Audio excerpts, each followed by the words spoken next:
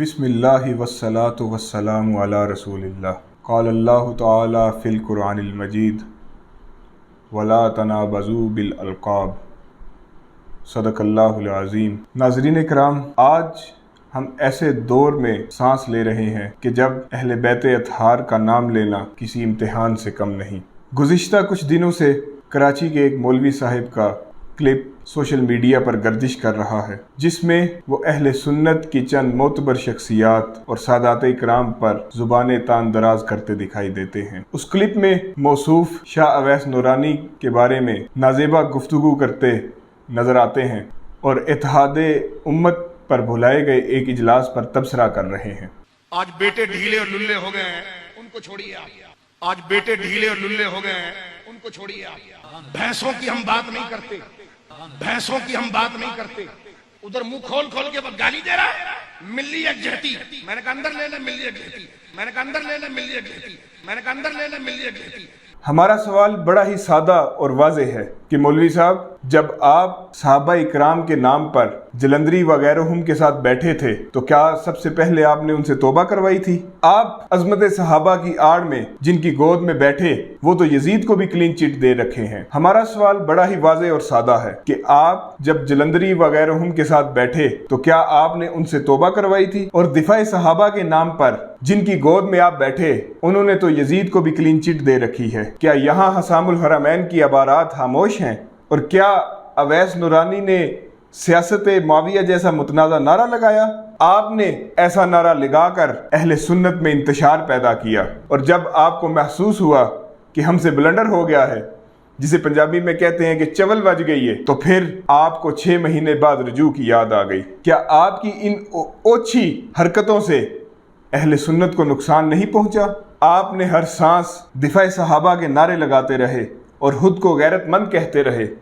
ہمارا آپ سے سادہ سا سوال ہے کہ سیدہ کائنات کی حرمت کے معاملے میں آپ کی غیرت کہاں مر گئی تھی؟ اور آپ ان کے معاملے میں کچھ جملے ہی بول دیتے، آپ نے ان کے معاملے میں ایک جملہ تک نہیں بولا۔ اسی گفتگو میں پھر مفکر اسلام حضرت علامہ پیر سید ریاض حسین شاہ صاحب کے بارے میں آپ نے انتہائی گھٹیا اور نازیبا الفاظ استعمال کیے۔ تیرا منہ 50 روپے میرے سے لے کر تھوڑی داڑھی بنوا لے۔ تیرا منہ اس لائق نہیں ہے کہ 4 یار یہاں لگے۔ 4 یار والوں کے لیے ایسے نورانی چہرے ہوں، اور ایسا کیا کرو تاکہ ہم تمہارے پول کھولتے رہیں اور ایکسپوز کریں۔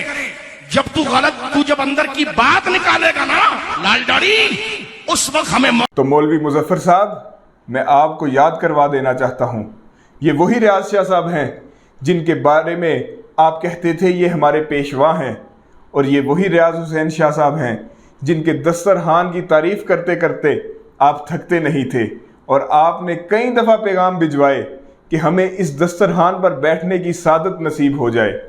ریاض حسین شاہ صاحب کے تب بھی وہی عقیدہ تھا، تب بھی وہی عقائد تھے جب آپ نے ساراوان ہوٹل میں ان کے ہاتھ چومے تھے، لیکن اب چونکہ سادات سیدہ کائنات کی حرمت کے معاملے میں ایک سٹیج پر اکٹھے ہو گئے ہیں اور آپ کی ناسبیت کے پول کھل گئے ہیں، تو آپ نے نہ ممبر رسول کا پاس رکھا اور نہ ہی خون رسول کی حیا کی، اور آپ نے گالی گلوچ اور گندی زبان استعمال کر کے اہل سنت کی اعلیٰ اقدار کو پامال کیا۔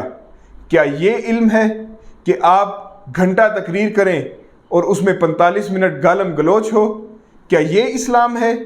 کیا یہ اسلام کی تعلیمات ہیں؟ اور پھر آپ نے بدکے ہوئے خچر کی طرح حجت الاسلام علامہ پیر سید عرفان شاہ صاحب مشہدی کے بارے میں انتہائی گھٹیا زبان استعمال کی۔ ہمارا نہ سید کارڈ چلے گا نہ پیر کارڈ چلے گا۔ یہ سن لو تم، یہ روزانہ کی موسیقی اپنی بند کرو۔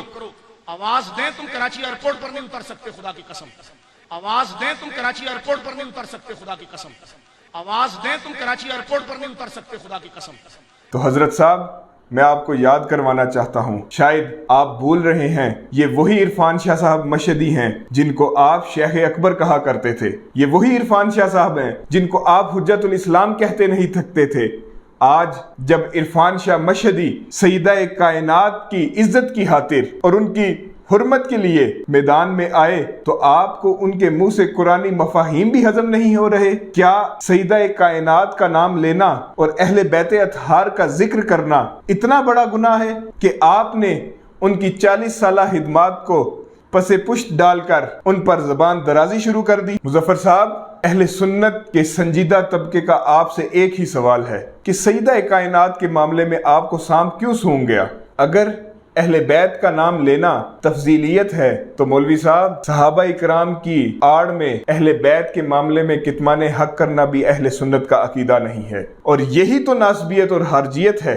और आखिर में मौलवी साहब, मैं यही कहूंगा कि अपनी जबान को लगाम दें। ये जो आप बढ़के मारते रहते हैं कि कराची तुम्हारे बाप का नहीं, कराची तुम्हारे बाप का नहीं, हम तुम्हें एयरपोर्ट पर नहीं उतरने देंगे, तो मौलवी मुजफ्फर याद रख, कराची तेरी मलकियत भी नहीं, कराची अली वालों का था, कराची अली वालों का है और कराची अली वालों का रहेगा। तुम सादात इकराम को अहले बैत के जिक्र से ना रोक सकते हो और ना तुम्हारी धमकियों से ये सादात डरने वाले हैं। वो वक्त भूल गए जब तुमने यही सैयद रियाज हुसैन शाह साहब को कहा था, तो रियाज शाह साहब सैकड़ों लोगों के साथ लॉन्ग मार्च लेकर कराची में आ गए और तुम चूहों की तरह बिलों में घुस गए थे।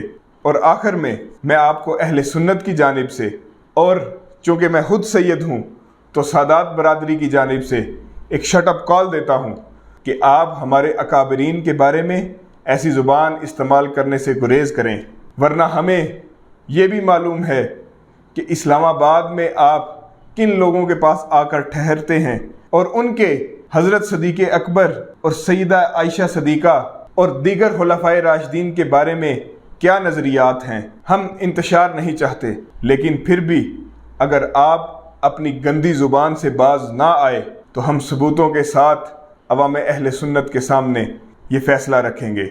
वस्सलामु अलैकुम व रहमतुल्लाह।